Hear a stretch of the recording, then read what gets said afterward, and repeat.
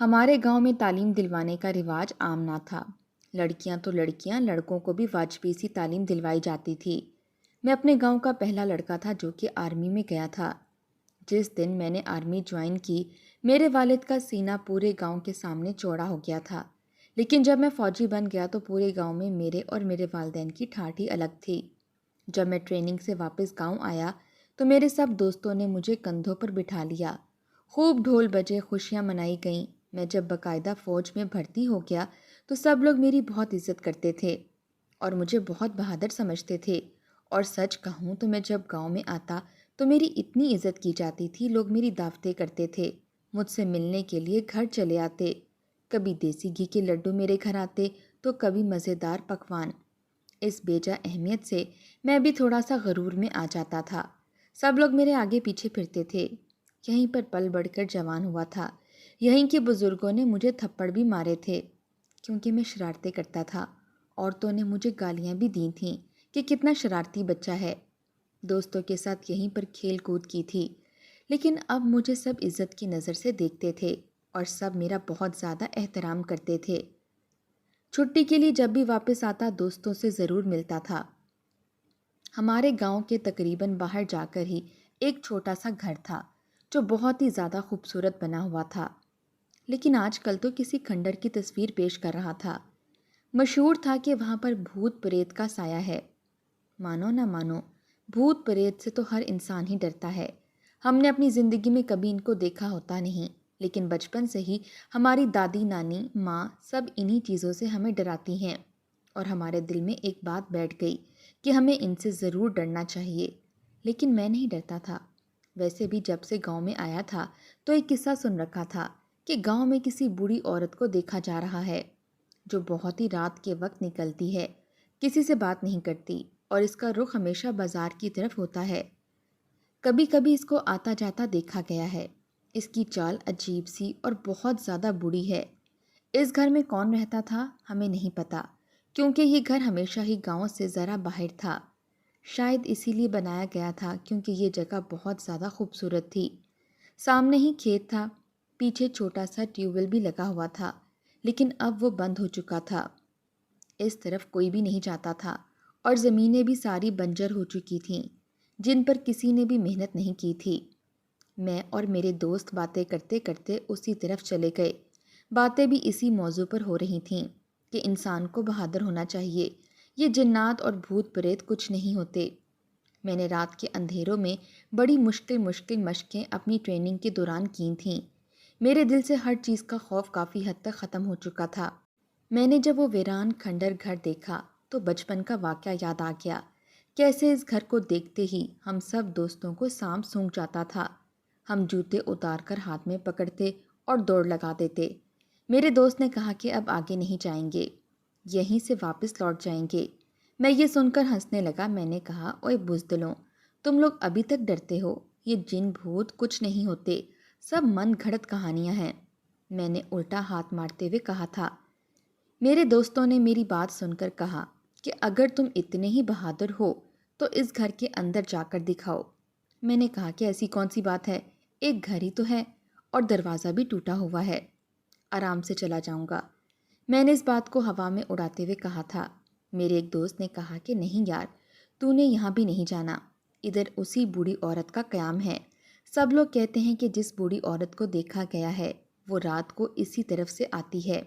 میں نے کہا کہ میں بھوتوں پریتوں پر یقین نہیں کرتا، اور اب تو بات میری عزت پر آ گئی ہے، یہ ممکن ہی نہیں کہ میں پیچھے ہٹ جاؤں، یہ تو فوجی مرد کی شان کے خلاف بات ہے۔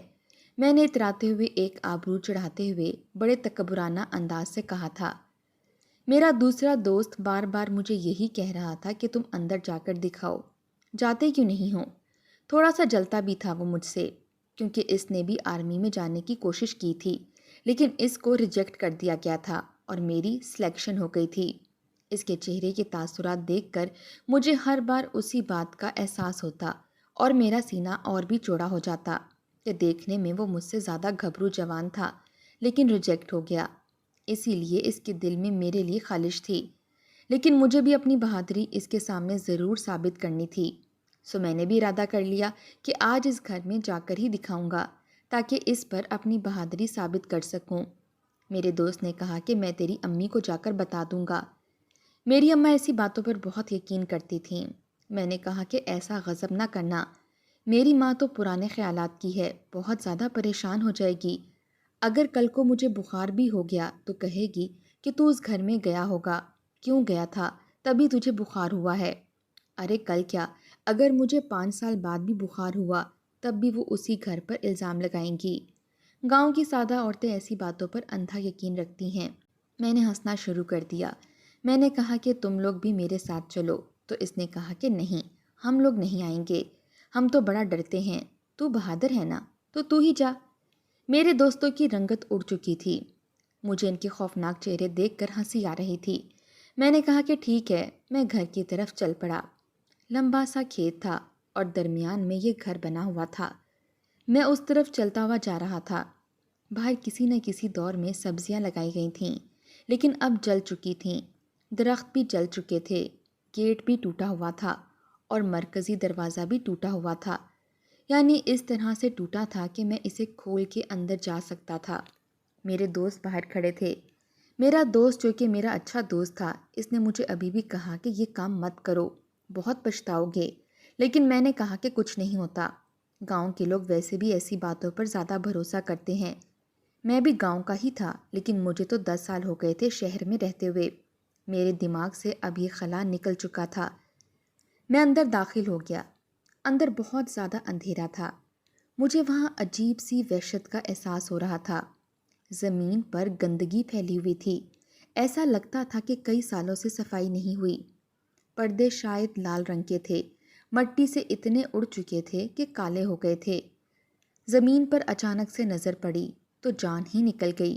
زمین پر اتنی زیادہ مٹی تھی کہ پاؤں رکھنے سے نشان پڑ جاتا، اور اس پر نشان پڑے ہوئے تھے، کسی عورت کے پاؤں کے نشان تھے، اور وہ بھی ننگے پاؤں۔ میرے ہاتھ میں ٹارچ لائٹ تھی۔ میں نے آس پاس دیکھا، میرا دل ایک سیکنڈ کو بیٹھ سا گیا۔ مجھے ایسا لگا کہ شاید بات سچ ہے کہ وہ بوڑھی عورت یہیں پر آتی ہے۔ پھر میں نے کہا کہ ضروری تو نہیں ہے، کوئی اور بھی تو آ سکتا ہے، اور گاؤں کی عورتیں جب کھیتوں میں آتی ہیں تو جوتے پہن کر نہیں آتی، بلکہ جوتے اتار کر ہی آتی ہیں۔ میں آگے چل پڑا۔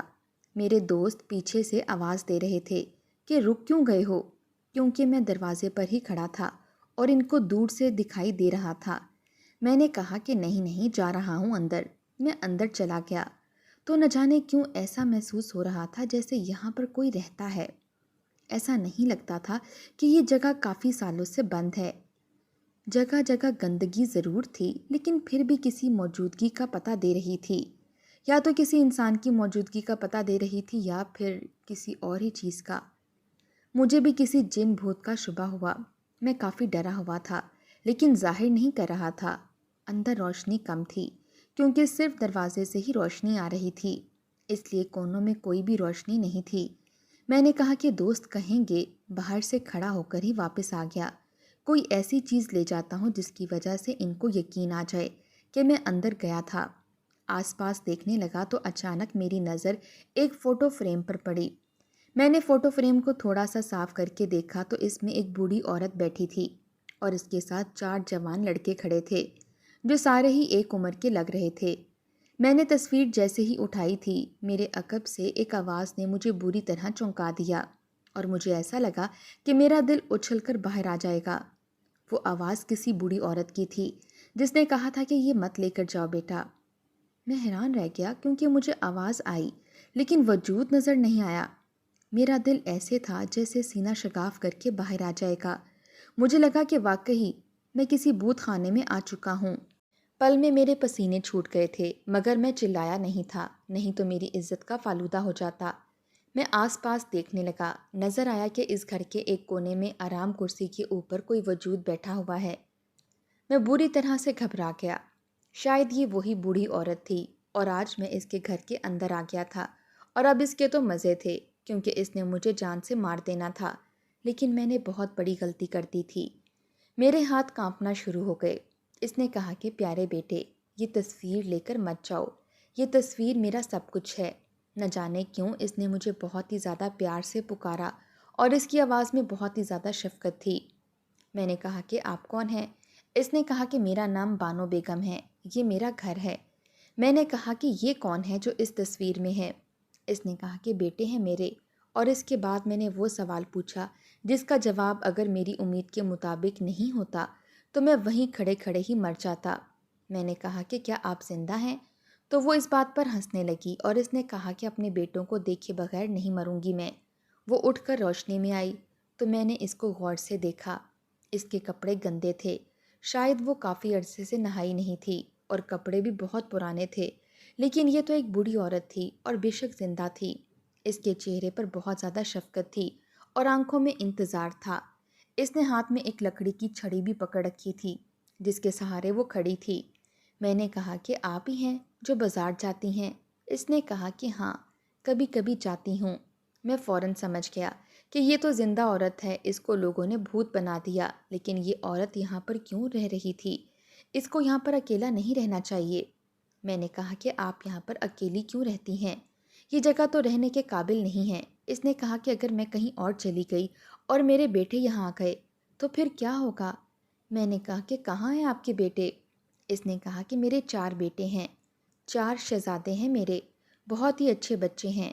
ہم لوگوں نے بڑی محنت کی ان کے لیے، ان کو پڑھایا لکھایا، اپنی ساری زمینیں بیچ دی ان کے باپ نے، اور میں نے اپنا سارا سونا بیچ دیا، اور یہی سب کر کے ان کو باہر کے ملک بھیج دیا۔ وہیں پر یہ پڑھتے ہیں اور کام بھی کرتے ہیں۔ فون پر بات ہوئی تھی میری، کہہ رہے تھے کہ مجھ سے ملنے کے لیے آ رہے ہیں۔ میں نے کہا کہ کب بات ہوئی تھی آپ کی؟ تو اس نے کہا کہ سال پہلے کی بات ہوئی تھی، 14 فروری کو آئیں گے میرے بیٹے۔ 14 فروری کو؟ میں نے کہا کہ اچھا۔ مجھے ایسا لگ رہا تھا کہ جیسے ان کے بیٹے نہیں آئیں گے، کیونکہ اگر آنا ہوتا تو ابھی تک آ جاتے، اور ایسا نہیں لگتا تھا کہ وہ لوگ سال پہلے گئے تھے۔ یہ گھر تو اتنا گندا تھا جیسے صدیوں سے ہی یہاں کوئی نہیں آیا اور کسی نے محنت نہیں کی تھی۔ اس عورت نے کہا کہ یہ تاریخ میں بھلا کیسے بھول سکتی ہوں؟ میرے بیٹوں نے مجھ سے وعدہ کیا ہے کہ وہ 14 فروری 1995 کو ضرور آئیں گے۔ جب اس عورت نے کہا کہ 1995، تو میرے قدموں تلے سے زمین نکل گئی، میری آنکھوں میں آنسو بھر گئے، اور میں گھٹنوں کے بل زمین پر بیٹھ کر اس بوڑھی ماں کو دیکھنے لگا۔ ایک ماں اپنی اولاد کے لیے کتنا ظلم برداشت کرتی ہے، کتنی تکلیفیں سہتی ہے، ایسے درد سے گزرتی ہے جو سوچنے سے بھی انسان ڈر جائے۔ لیکن آج جو میں نے محسوس کیا، میری آنکھوں سے آنسو ہی نہیں رک رہے تھے۔ اس عورت کو لگتا تھا کہ وہ 1 سال سے اپنے بچوں کا انتظار کر رہی ہے۔ شاید انہوں نے اسے یہ لارا دیا تھا کہ ہم 1995 14 فروری کو آئیں گے، لیکن ظلم کی انتہا یہ تھی کہ یہ 1995 نہیں تھا، بلکہ یہ 2010 تھا۔ یہ بوڑھی ماں 15 سال سے اپنے بچوں کا انتظار کر رہی تھی، اور اسے ایسا لگتا تھا کہ ابھی صرف 1 سال گزرا ہے۔ میں نے کہا کہ اماں، میری بات غور سے سنو، دیکھو کافی ٹائم گزر گیا ہے، تمہارے بیٹے نہیں آئیں گے۔ اس نے کہا کہ آئیں گے میرے بیٹے مجھ سے ملنے، نہیں آئیں گے تو اور کہاں جائیں گے؟ ماں ہوں میں ان کی، میں نے پالا ہے ان کو، بہت محنت کی ہے میں نے ان کے اوپر، مجھے یہاں اکیلا چھوڑ کر اپنی زندگی میں کیسے مصروف ہو گئے؟ لیکن ایسا لگتا تھا کہ وہ اپنی زندگی میں ہی مصروف ہیں، کیونکہ 15 سال گزر چکے ہیں، تو پھر اس کا مطلب ہے کہ ان لوگوں نے اپنی زندگی بسا لی تھی، شاید وہ اپنی اولاد کے ساتھ مصروف تھے۔ میں اس ماں کے یقین پر رو رہا تھا، اس ماں کے انتظار کی حد پر رو رہا تھا کہ وہ کیسے آنکھیں بچھائے انتظار کر رہی تھی۔ وہ کہتی تھی کہ میں دروازے کے آگے ہی بیٹھتی ہوں کہ میرے بیٹے اندر داخل ہوں گے اور میں فوراً ان کو دیکھوں۔ اگر میں یہاں سے چلی گئی اور وہ یہاں پر آئے تو پھر وہ مجھے کہاں تلاش کریں گے؟ میں نے کہا کہ اماں، آپ میرے ساتھ چلیں، آپ کو یہاں نہیں رہنا چاہیے، آپ کی حالت بہت بری ہے، آپ میرے ساتھ چلیں۔ لیکن وہ میرے ساتھ نہیں آ رہی تھی۔ میں وہاں سے بری طرح سے بھاگا، اور میرے دوستوں نے مجھے دیکھا تو وہ یہی سمجھے کہ میں نے کسی بھوت کو دیکھ لیا ہے، وہ بھی وہاں سے بھاگ گئے، لیکن میں نے کسی بھوت کو نہیں دیکھا تھا۔ میں فوراً اپنے گھر آ گیا اور اپنی امی کو سب کچھ بتایا۔ میرے گھر میں میری بہن بھی تھی اور میری چاچی بھی رہتی تھی۔ میں نے ان کو کہا کہ وہ میری بات نہیں مان رہی، آپ لوگ میرے ساتھ چلیں، ہم لوگ ان کو وہاں سے نکالیں گے، انہیں کہیں گے کہ وہ نہائیں دھوئیں، ڈاکٹر کے پاس لے جائیں گے، اچھا کھانا کھلائیں گے، نہیں تو وہ بوڑھی عورت وہیں پر مر جائے گی۔ میری دادی ابھی بھی حیات تھیں۔ انہوں نے کہا کہ بانو زندہ ہے؟ ہمیں تو لگا کہ بانو مر گئی ہے۔ ظاہر ہے ایک گاؤں میں رہتے تھے تو لوگ ایک دوسرے کو جانتے تھے۔ میری دادی نے کہا کہ اسے فوراً لے کر آؤ۔ ہم لوگ گھر سے کھانا وغیرہ بنا کر لے گئے۔ بوڑھی اماں کے لیے کپڑے اور چادر بھی لے کر گئے، اور اگر نہ آئیں تو کم از کم ان کو وہیں پر کھانا پینا تو کھلائیں گے، کیونکہ وہ بہت زیادہ ضد کر رہی تھیں۔ لیکن جب وہاں واپس گئے تو سامنے کا منظر دیکھ کر ہم سب کی آنکھوں میں آنسو آ گئے۔ بوڑھی اماں اسی کرسی پر بیٹھی تھی اور اپنے بیٹوں کی اس تصویر کو دل سے لگا رکھا تھا، لیکن اب وہ اس دنیا میں نہیں تھیں۔ جاتے جاتے بھی اس کے چہرے پر مسکراہٹ اور آنکھوں میں یقین تھا کہ میرے بیٹے مجھ سے ملنے کے لیے ضرور آئیں گے۔ وہ ماں جس نے اپنا سب کچھ بیچ کر اپنے بیٹوں کے بہتر مستقبل کے لیے ان کو باہر کے ملک بھیجا تھا، انہوں نے مڑ کر بھی اپنی ماں کی خبر تک نہ لی۔ کبھی کہیں فون کیا ہوگا تو کہہ دیا ہوگا کہ فلاں تاریخ کو آ جائیں گے۔ ماں کو تاریخ کا لارا دے دیا تھا کہ وہ بیٹھی تاریخ کا انتظار کرتی رہی، اور وہ بیچاری اسی انتظار میں مر گئی۔ ہم سب گاؤں والوں نے مل کر ان کے کفن دفن کا انتظام کیا، اور اس کے بعد ان کے بیٹوں کو فون کرنے کی کوشش کی۔ گھر میں سے ہمیں ڈائری ملی جس میں نمبر لکھا تھا۔ ہم نے اس نمبر پر فون کال کرنے کی کوشش کی، لیکن وہ لوگ نمبر بھی بدل چکے تھے۔ ہمیں لگا کہ شاید ان کو بتا دیں تو کم از کم وہ اپنی ماں کو دیکھنے کے لیے ہی آ جائیں، یا ان کو پتہ تو ہو کہ ان کی ماں اس دنیا میں نہیں ہے۔ لیکن ایسا کچھ نہ ہو سکا۔ ان کو مٹی کے حوالے کر دیا گیا۔ آج اس بات کو 13 سال ہو گئے، لیکن ابھی بھی جب میں اس عورت کے بارے میں سوچتا ہوں تو میری آنکھوں میں آنسو آ جاتے ہیں، اور اس بدبخت اولاد کے بارے میں بھی سوچتا ہوں جنہوں نے اپنی ماں کو وہاں پر چھوڑا، اور ان کی ماں ان کے انتظار میں ہی مر گئی، اور شاید ان کو ابھی تک نہیں پتہ تھا کہ وہ زندہ ہے یا مر گئی ہے، کیونکہ ان کو کوئی پرواہ ہی نہیں تھی۔ پتہ نہیں انہوں نے 15 سال کس طرح سے گزارے تھے، کس طرح گزارا کرتی تھیں، لیکن شاید ان کی انتظار نے ہی ان کو زندہ رکھا ہوا تھا۔ جب میں نے ان کو کہا کہ اتنے سال گزر گئے ہیں تو شاید ان کی آخری امید ٹوٹ گئی، اور کہتے ہیں کہ جس پل انسان کی امید روٹھ جاتی ہے اس پر ہی وہ مر جاتا ہے، اور ان کے ساتھ بھی یہی ہوا تھا۔ میں ان کی مدد کرنا چاہتا تھا لیکن نہیں کر پایا۔ آخر میں یہی کہنا چاہوں گا کہ اولاد کو اپنے ماں باپ کا خیال رکھنا چاہیے، کیونکہ وہی آپ کو اس دنیا میں لے کر آتے ہیں، آپ کا خیال رکھتے ہیں، آپ کی آنکھوں میں ایک آنسو نہیں آنے دیتے، ایک پل کو آپ کو بھوکا نہیں رہنے دیتے، بدلے میں آپ ان کو اپنا تھوڑا سا وقت بھی نہیں دے سکتے۔ آج اگر آپ اپنے ماں باپ کے ساتھ ایسا کریں گے تو یاد رکھیں، وہ دن دور نہیں جب آپ کی اولاد آپ کے ساتھ اس سے بھی برا کرے گی۔ یہ دنیا مکافات عمل ہے، اور خاص طور پر ماں باپ کے ساتھ کیا گیا سلوک تو اس دنیا میں بھگت کے ہی جاؤ گے۔ اللہ سے دعا ہے کہ اللہ ہمیں والدین کا فرما بردار بنائے، والدین کو صحت والی لمبی زندگی دے، جن کے ماں باپ اس دنیا سے جا چکے ہیں ان کی مغفرت فرمائے، آمین۔ کیسی لگی کہانی کامنٹ باکس میں ضرور بتائیں۔ ملتے ہیں اگلی ویڈیو میں۔